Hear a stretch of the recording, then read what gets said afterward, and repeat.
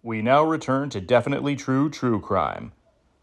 So after the death of Sharon Tate, her baby became a zombie and started chasing the Manson family about with a butcher's knife.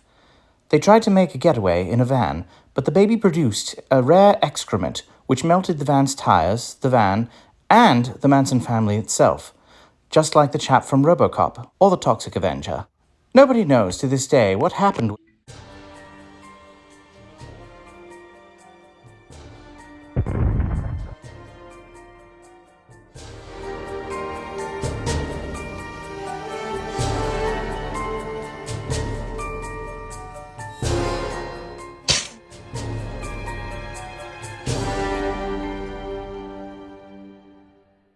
Peacock is an excellent streaming service, I have to admit, and it's very cheap, all things considered. Counting down the days till Five Nights at Freddy's, but for right now, we have Suburban Screams, which is a new sort of documentary, sort of series, basically like trying to appeal to fans of both like true crime and horror. My wife is really into true crime. I am really into horror movies. So we watched the first couple episodes together and they were pretty solid. One episode involved like a serial killer and my wife looked it up and these occurrences really did happen. And it was sort of like a real life Michael Myers. In fact, I'm not sure if it was that episode, but in one of the episodes, one of the people who is giving their testimony is Mike Myers. And then there's somebody else who is like, their last name was Torrance or something like that. And it just made me think, like, are these fake names that are, you know, just to like cover identities, but also kind of give it that cool horror movie spin? It's sort of like Unsolved Mysteries, except instead of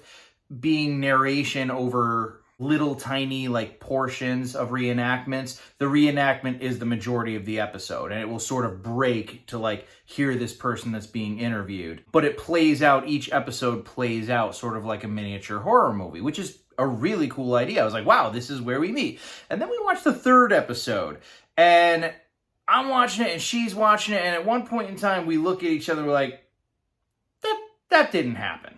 There's no way that happened. Like, that would have been all over the news. It would have been bigger than the Amityville Horror. Like, also, the guy in the third episode came across as, like, a bad actor. So I don't know if he really was somebody who, oh, there was this creepy house next door to me kind of a thing. And then they basically said, hey, that's great, but what we want you to do is, you know, play it up, embellish a little bit, you know, or a lot. And they gave him basically like a script to read, and the guy's not an actor. So, you know, I mean, that would be my assumption. I don't know. Maybe like the people from the first couple episodes were actors as well. They were just better. You know, they go into like the urban legends of the Bunny Man, but they make up like all this shit about basically turning it into like a miniature slasher film.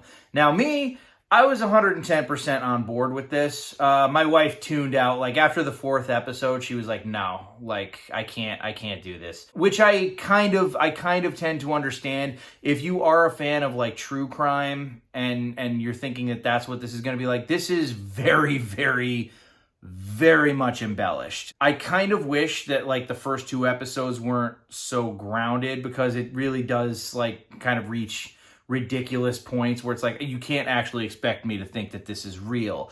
But again, somebody like me who is a horror fan, I am happy to go on that ride. I am absolutely thrilled to go on that ride. The show also has a really cool opening with a narration by John Carpenter addressing those who live in the suburbs. Hey, right next door to you, behind closed doors, there could be these creepy things happening. And I love it. I mean, I dig the vibe of the whole thing. But I would definitely recommend going into it. Don't look at it as a documentary that you can really take seriously. Look at it as more of like an anthology horror that might have a grain of truth to it. Again, as a horror fan, I don't care, okay? The original Conjuring is a fantastic movie, but it also embellished a ton. All of the Conjuring movies have embellished a ton. The Annabelle movies, forget about it. They went like way off.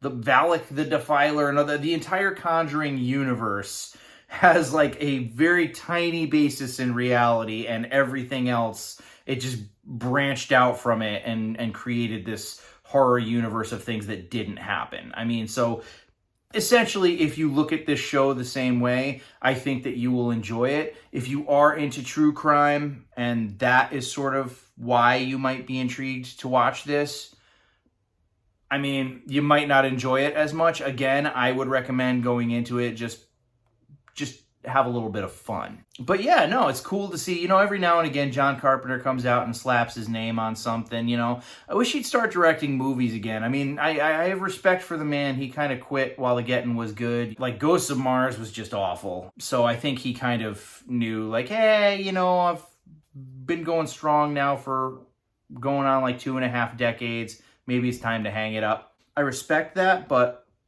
man's he's a talented dude. Plus, I want to see a sequel to Big Trouble in Little China and a sequel to Escape from LA. But yeah, if you guys have Peacock, it's free.